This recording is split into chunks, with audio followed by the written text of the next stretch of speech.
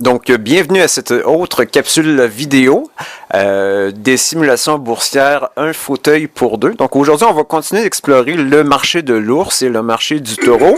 Donc, un petit aide-mémoire, dans une autre capsule, on a appris qu'un marché du taureau, c'est un marché haussier.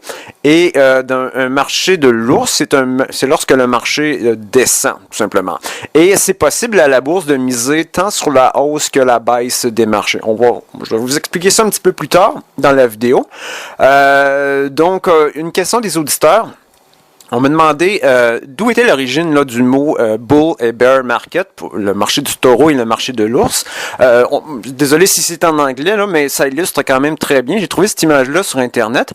Donc, dans le fond, c'est le marché du taureau, c'est un marché haussier par le système de défense là, du taureau qui écorne par le haut et l'ours griffe vers le bas. Donc, c'est un peu pour ça qu'on a décidé de donner des synonymes de bull et bear market au marché haussier et le marché baissier.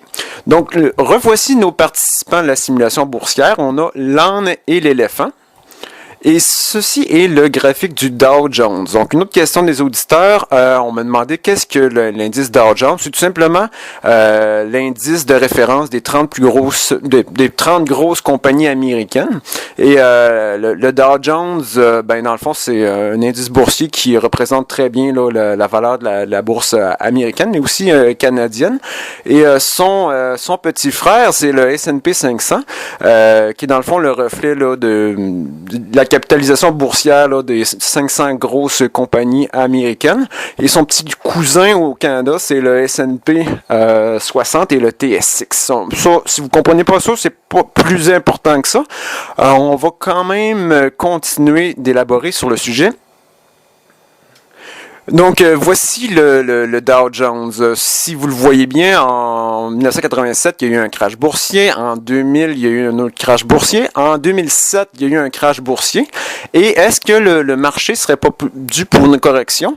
Certains pensent que oui, certains pensent que non. Donc, on a ici l'âne qui, lui, est convaincu que sur le long terme, la bourse va continuer d'augmenter. Donc ça, c'est le graphique là d'au-dessus de 100 ans d'historique du S&P 500. Vous le voyez que même s'il y a eu des crashs boursiers au fur et à mesure de l'évolution, la tendance est quand même à la hausse sur le long terme. Donc l'âne, lui, dans son côté, il pense que ça va continuer de monter. Donc, il prend une position longue sur les marchés. Je m'explique. À la bourse, vous pouvez prendre la bourse à la hausse. En anglais, ça s'appelle long, une position longue. Ou vous pouvez shorter le marché, c'est-à-dire miser sur la baisse. Donc là, l'âne, voici. Il achète un fonds négocié en bourse qui reproduit la hausse des marchés. Donc, lorsque les indices boursiers montent, la valeur de ce titre-là fait de l'argent. De son côté, l'éléphant, lui, il a suivi un cours avec un monsieur qui s'appelle Ken Roberts. Il a lu son livre Le secret d'un homme riche.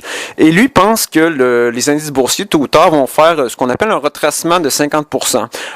Les marchands ont une tendance naturelle à faire tôt ou tard un retracement de 50%. Donc, lui, l'éléphant pense que la bourse va revenir, le S&P 500 va revenir autour de 1400 points.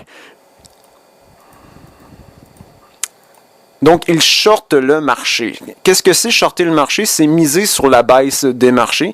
On peut le faire avec soit la vente à découvert ou en achetant un fonds négocié en bourse qui reproduise la baisse des marchés.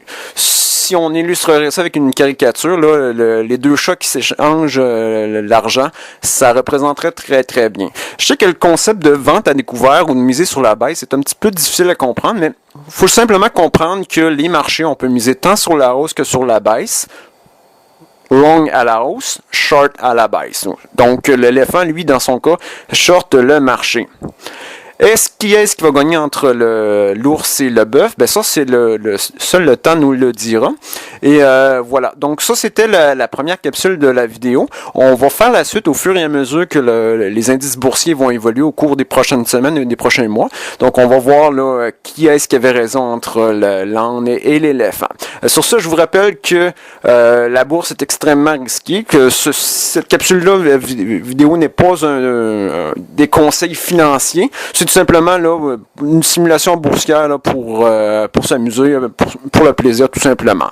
Donc, merci beaucoup de votre intérêt. Puis je suis sûr de passer une excellente journée et à la prochaine.